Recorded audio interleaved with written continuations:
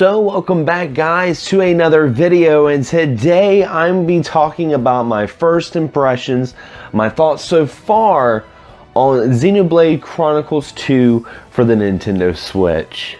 Now first off, I have to give a big shout and a huge thank you to my friend Kyle, who donated, well, he actually gifted this to me for my birthday. He sent me a copy of Xenoblade Chronicles 2, and thank you so much, Kyle. If it wasn't for you, I would not be making this video and playing what is by far one of the most fantastic games I've played this year. I feel like that's a recurring thing.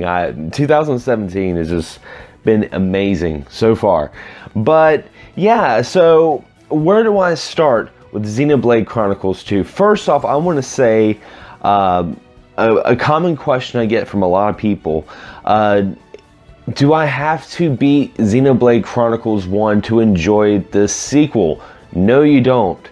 There are some elements, there are some throwbacks to Xenoblade Chronicles, but by all means, it's not going to make you start scratching your head and wonder what's going on. And that's one of the first things I want to say about this game.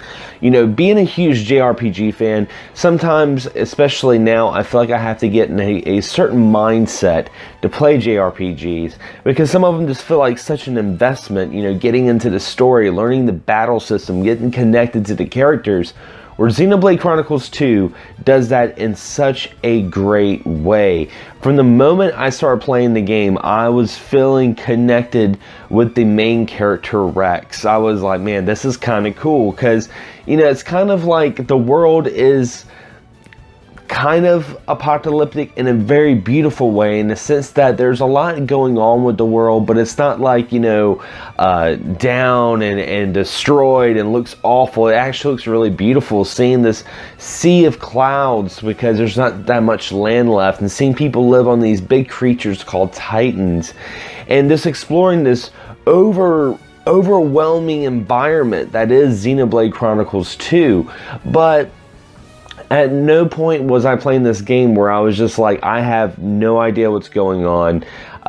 Why should I care about this character? There's a lot of JRPGs I've played where I felt like I was kind of spoon-fed emotions. Like, this is where you're supposed to feel sad. This is where you're supposed to laugh. Where Xenoblade Chronicles 2 does that in such a organic, natural manner, and I think that's one of the biggest things about a JRPG. JRPGs, you know, gameplay wise, can be very fun, but most of the time it's the story that really grabs you. Did I mention I'm not going to release any spoilers?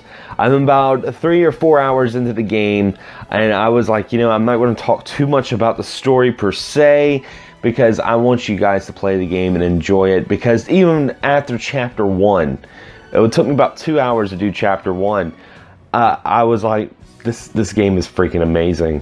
Now, the battle system in this game is kind of overwhelming at first, but at the same time, it does a great job of telling you how to do certain things.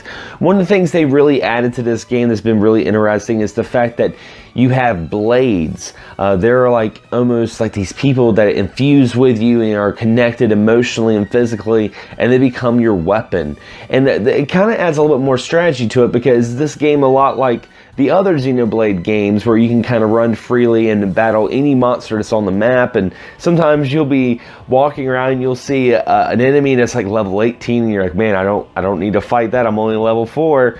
But when you start to fight, you have to be connected to your blade, and sometimes if you steer off too much, the connection gets lost, and your combos and fighting is not as powerful. And I learned that the hard way when I battled the first boss, because I was like, you know, I'm so used to just fighting on my own and having my AI characters kind of just aggro their own way, do their own things, maybe give them some commands, where there's a little more intimacy to the Xenoblade Chronicles 2 in regards to the battle system. Now, I do have to say the environment to this game is huge. There are so many different side quests, there are so many things you can do in either towns that you encounter, and there's so much that I was just going by and I was just passing by, and I'm like, oh my gosh, I feel like I'm missing out on something. But, you know, I'm not a big side quest kind of person.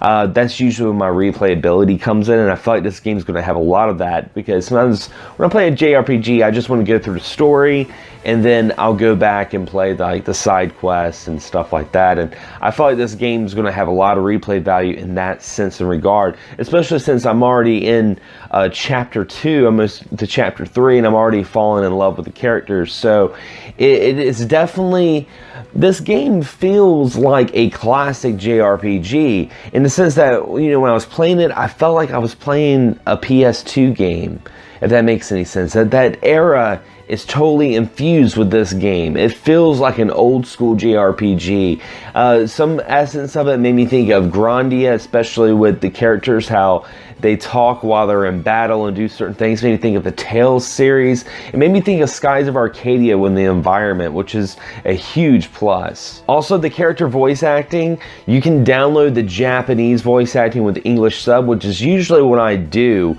because I'm not that big of a dub fan.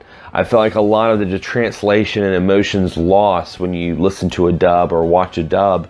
So I was kind of reluctant at first to, you know, not download the Japanese patch. I'm like, you know, okay, I'll listen to the voice acting first and see what I think, because I'll be honest, I was not a huge fan of Xenoblade Chronicles, the first one on the Wii. I did not like the voice acting to it, but this one actually has some charm to it. Maybe I have a soft spot for Scottish accents, but I was like, you know what, this isn't too bad.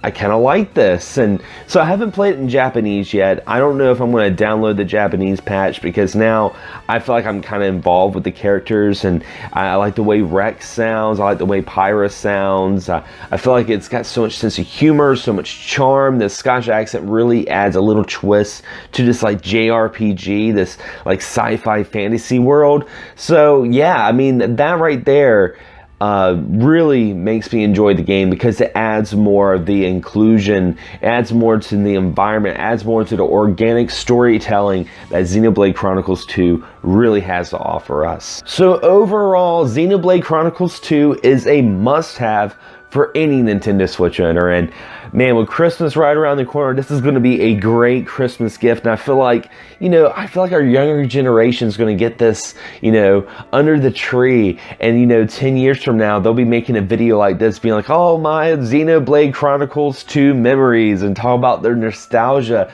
Because I felt that when I played this game, I felt nostalgia for some of the games of old. You know, waking up and playing Final Fantasy IX for the first time on Christmas morning.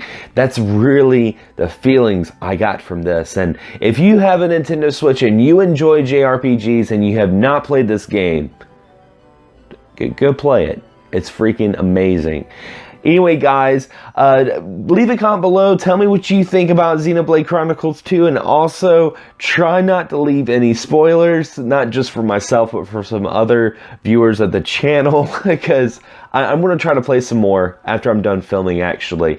And anyway, if you guys want to stay in the know with the channel, know what's going on, and any sort of future uploads, be sure to hit the bell. The bell's going to be beside the subscription button, and this will notify you when there's a future upload on this channel. Anyway, guys, as always, thanks for watching, thanks for subscribing, and as always, happy gaming.